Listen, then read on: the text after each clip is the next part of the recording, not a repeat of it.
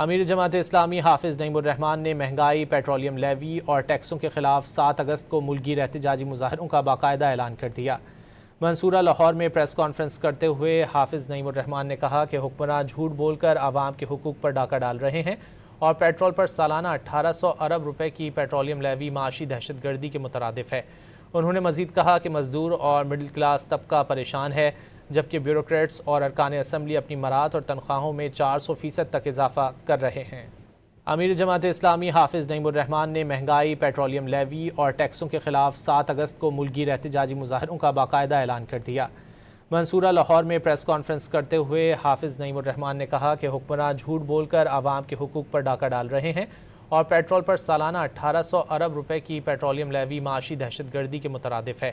انہوں نے مزید کہا کہ مزدور اور مڈل کلاس طبقہ پریشان ہے، جبکہ بیوروکریٹس اور ارکان اسمبلی اپنی مراد اور تنخواہوں میں 400% تک اضافہ کر رہے ہیں۔